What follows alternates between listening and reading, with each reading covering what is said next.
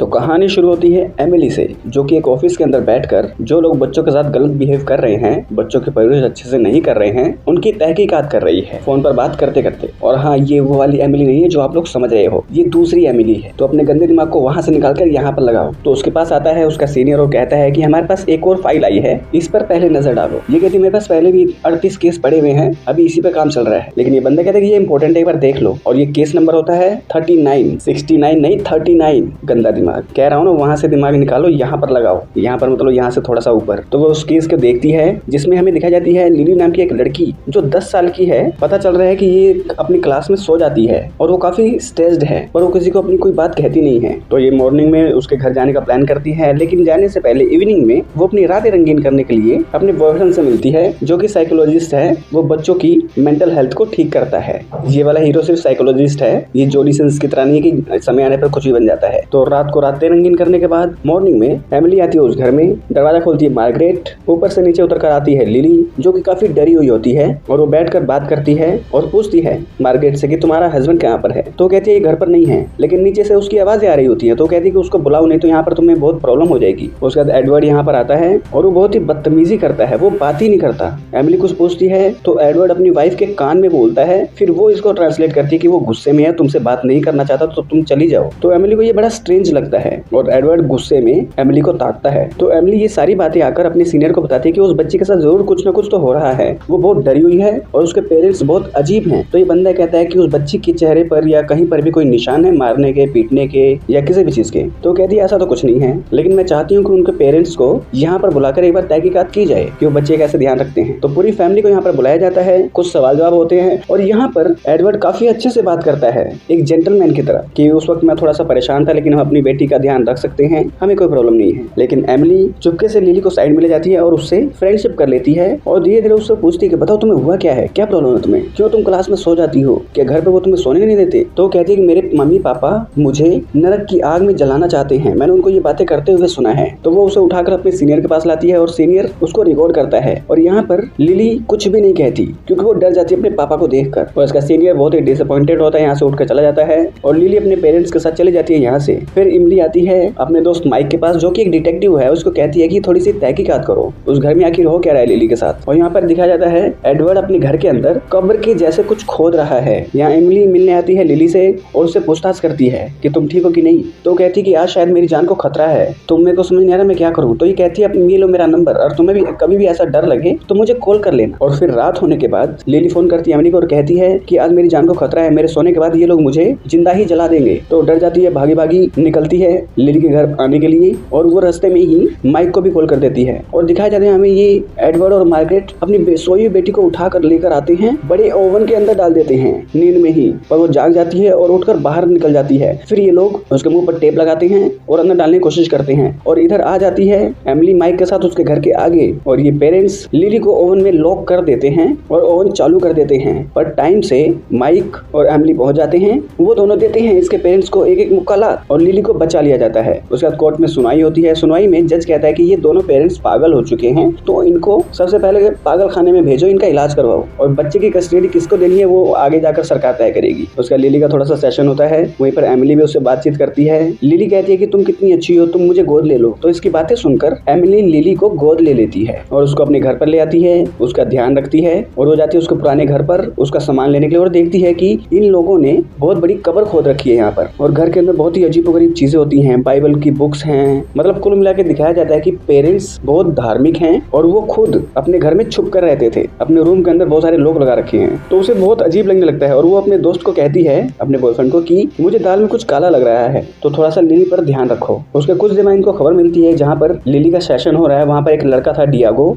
और लिली बहुत बातें किया करते थे और खबर मिली है कि डियागो ने अपने माता पिता को नींद में ही टपका दिया, वो भी बहुत बुरे तरीके से। तो इमली आती है डियागो से बात करने और डियागो बताता है कि मुझे एक कॉल आया था और फिर मुझे पता नहीं क्या हो गया। और इमली बहुत परेशान होती है, अपने बॉयफ्रेंड से मिलती है, फिर इवनिंग में लिली से मिलती है और लिली से पूछती है कि तुमने मेरे फोन से डियागो को कॉल किया था क्या। पर वो सीधा डिनाई करती है कि नहीं, मैंने नहीं किया कॉल। तो यही बात वो माइक को बताती है और माइक कहता है कि हाँ, रात को 2 बजे तुम्हारे घर से डियागो के घर पर कॉल गया है और इतने सेकंड बात हुई है, अगर तुमने कॉल नहीं किया तो किसने किया। तो वो फिर से एक बार पूछने के लिए दोबारा लिली से पूछते हैं कि तुमने सच बताओ डियागो कॉल किया कि नहीं किया, और वो सीधा डिनाई करती है। और एक बार फिर से डियागो से पूछा जाता है कि बताओ तुम्हें तुम्हें कॉल किसने किया था? तो वो बताता है कि मुझे कॉल किसी आदमी का आया था और कभी कभी उसके बाद एक लड़की जैसी हो जा रही थी। उसके बाद एमिली का जो बॉयफ्रेंड है ब्रैडली, वो अपने घर में होता है तो उसके कान में एक मच्छर घुस जाता है। तो वो मच्छर किसी तरीके से बाहर निकालता है और फिर देखता है कि और भी मच्छर है। वो 3-4 मच्छर और निकालता है। उसका तो परेशान हो जाता है और मच्छर बहुत सारे इसके पीछे आ जाते हैं और इसके कान में से मच्छर निकलते ही रहते हैं। उसके शर्ट के ऊपर बहुत सारे मच्छर आ जाते हैं और उसके आसपास बहुत सारे मच्छर हो जाते हैं। उसकी आंख में से मच्छर निकलते हैं, उसके नाक में से निकलते हैं, फिर उसके मुंह से निकलते हैं और हर तरफ मच्छर, जिससे वो परेशान हो जाता है।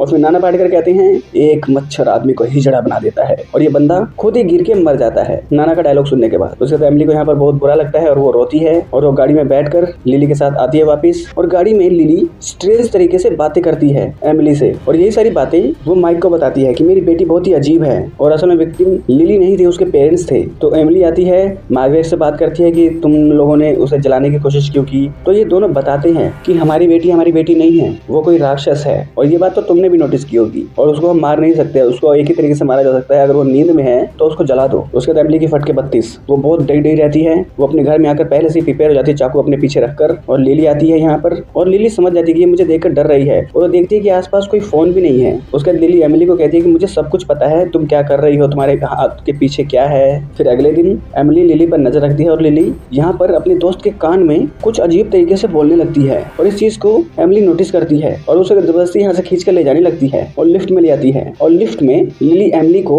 अपना असली रूप दिखाती है, मतलब अपनी पावर्स दिखाती है कि ये लिफ्ट बहुत तेजी से नीचे गिर रही है जिससे एमिली की फटके 32 और लिली को कुछ भी नहीं हो रहा है और लिफ्ट एकदम से नीचे आती है और नॉर्मल तरीके से वो बाहर आती है। और ये सारी बातें आकर एमिली माइक को बताती है और माइक कहता है हाँ मुझे भी ऐसा लग तो रहा है कि वो कुछ अजीब तो है। उसके बाद एमिली ऑफिस में होती है, वहीं पर आता है उसका सीनियर और कहता है कि ये लो तुम्हारी बेटी तुमसे बात करना चाहती है और वो फोन देता है। एमिली फोन पर बात करती है, उधर से लिली बोलती है कि तुमने मुझे अकेला क्यों छोड़ा। उसके बाद कॉल काट कर फोन रखती है और देखती है सामने उसका सीनियर तो है ही नहीं और फिर फोन देखती है फोन भी नहीं है। अब इसको समझ नहीं आ रहा कि रियलिटी क्या है और सपना क्या है। उसके बाद वो अपने घर में आती है और अपने रूम में के अंदर आकर बहुत सारे लोग लगा देती है और एक हथियार लेकर छुपी रहती है। जरा सी खड़खड़ से वो डर जाती है और तभी कोई साया इसके पीछे लग जाता है, इसका दरवाजा खड़खड़ाने लगता है। ये एक पेचकस लेकर अपने घर में से बाहर निकालती है। बाहर एक बस होती है, वो बस के अंदर घुस जाती है। फिर ड्राइवर कहता है कि बाहर तो कुछ भी नहीं है, देखो जरा यहाँ पर देखो कुछ नहीं है। उसके बाद एमिली यहाँ से निकलती है, उसे एहसास होता है कि ये शायद मेरा वहम है और वो गाड़ी में आकर 1 मिनट के लिए बैठती है और गाड़ी में ही लिली प्रकट हो जाती है और कहती है कि मुझे ऐसे अकेला मत छोड़ो, मैं तुमसे बहुत प्यार करती हूँ। और फिर वो याद करती है कि लिली के फादर और मदर ने कहा था कि इसको जिंदा जलाना होगा, ये राक्षस है। और यहीं पर लिली की मदर मार्गरेट, उसके बॉडी के अंदर आग लग जाती है अजीब तरीके से और वो मर जाती है। और लिली का फादर एडवर्ड वो खाना खा रहा होता है, उसके सामने एक बंदा होता है, उस बंदे के अंदर लिली घुस जाती है और उसे धमकाने लगती है और एडवर्ड का आता है गुस्सा और वो इस बंदे को जान से मार देता है और खुद ही मर जाता है। तो एमिली के पास आता है माइक और बताता है कि हमने वो रिकॉर्डिंग हासिल कर ली जो तुम्हारे घर से कॉल गया था डियागो को, तो सुनो। और वो कॉल में सुनते हैं कि लिली अपनी आवाज बदल कर डियागो से बात कर रही है और उसको बोल रही है कि अपने पेरेंट्स को जान से मार दो अगर वो तुम्हें पसंद नहीं करते तो। उसके ये दोनों लिली को मारने का प्लान करते हैं कि उसे निपटाना ही होगा, आज रात को आना। उसके बाद एमिली अपने घर में होती है और माइक बेसमेंट में जाता है अपनी गाड़ी के अंदर और उसे अजीब तरीके के कुत्ते भौंकने लगते हैं और वो कुत्तों से बच कर अपनी गाड़ी में आता है और गाड़ी में ये कुत्ता आ जाता है और उस पर हमला कर देता है। माइक गोली चलाता है कुत्ते के ऊपर, पर गोली उसे ही लग जाती है और वो मर जाता है। उसके बाद एमिली को मिलता है एक फोन लिली के रूम में और वो उस पर एक कॉल आता है। वो कॉल उठाती है और वहाँ से आवाज आती है तुम्हारा दोस्त और तुम मुझे मारने की कोशिश कर रहे थे तो मैंने तुम्हारे दोस्त को मार दिया, अब तुम बची हो। तो ये गुस्से में लिली को कहती है कि चलो निकल जाओ मेरे घर से, भूतनी चुड़ैल डायन। पर इसको आता है गुस्सा और ये अजीब तरह की डरावनी आवाज में इसको बोलती है मैं तुमसे सिर्फ प्यार चाहती हूँ और तुम मुझसे गुस्सा होती हो, मुझसे डरती हो।